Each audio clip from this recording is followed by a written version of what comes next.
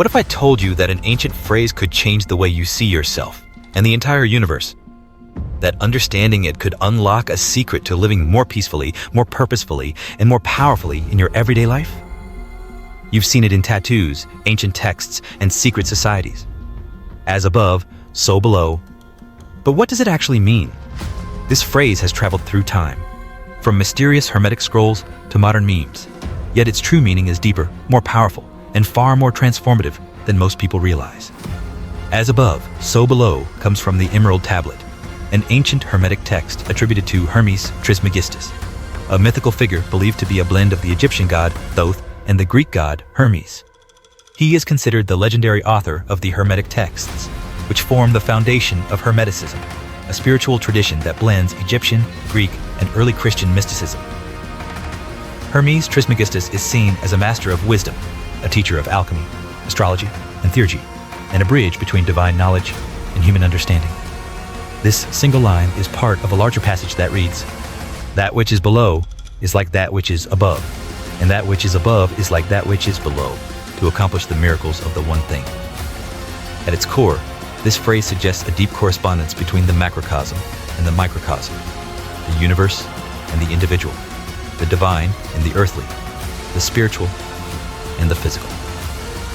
In other words, the patterns of the stars can be found in your cells. The structure of the cosmos reflects the structure of your soul. It's not just poetry, it's a map of existence, a symbolic blueprint that suggests harmony, mirroring, and unity across all planes of reality. Hermetic philosophy teaches that everything is connected. Nothing is truly separate. Your inner world, the way you think, feel, and act, reflects and shapes your outer reality, and vice versa. What happens in the cosmos, in the collective, or in the spiritual realm can also shape your personal experience.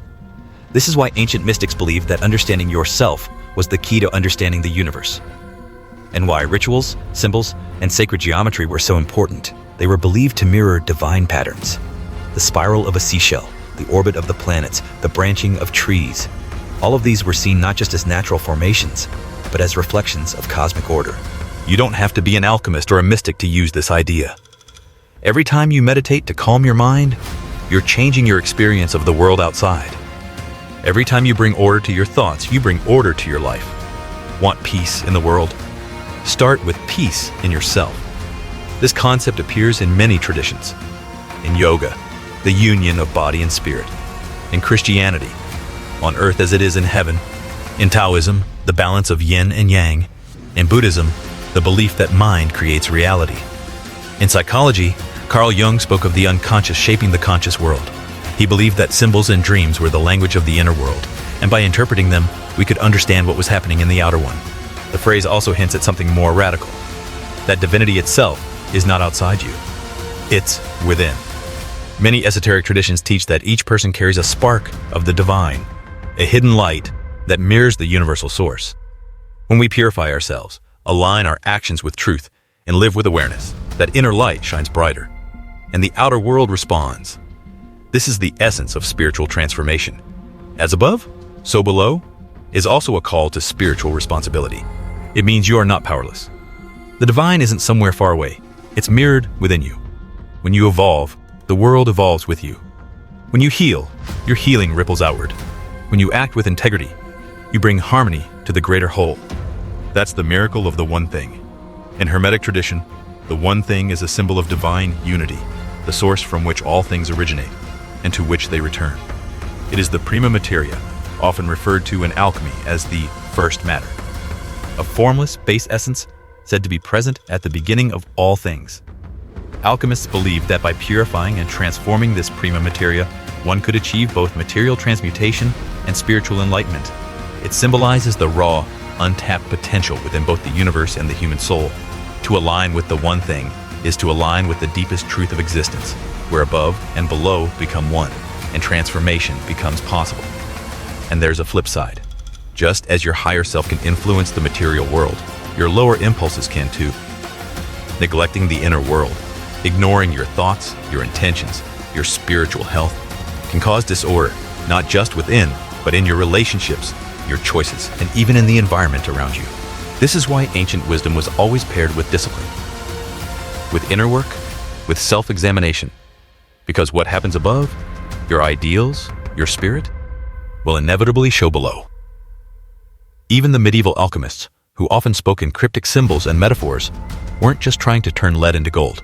They were speaking of the transformation of the soul, the lead of base desires, ignorance, and ego, transmuted into the gold of wisdom, love, and unity.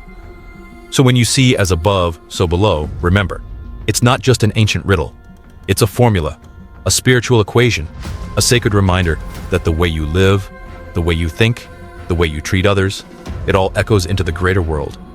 This phrase is as relevant now as ever. In a time when people feel more disconnected, more anxious, and more uncertain than ever before, we're being called back to something ancient, something timeless. The idea that the chaos outside may reflect the chaos within, and that healing one helps to heal the other. So the next time you hear, as above, so below, don't just think of it as an aesthetic phrase or a mystical slogan. Think of it as a reminder that the universe lives within you, that what you change inside can echo across the stars, that what you believe, focus on, and align with has the power to shape your entire experience of reality. So ask yourself, if your inner world shaped your outer world, what would you change? If your thoughts echoed into the cosmos, what would you choose to believe?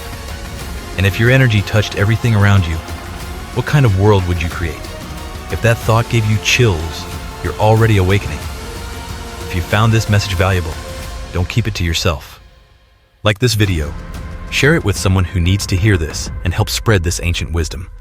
And make sure you subscribe to Ancient and Wise for more forgotten truths, mystical insights, and timeless teachings from those who came before us. They left clues. Let's follow them.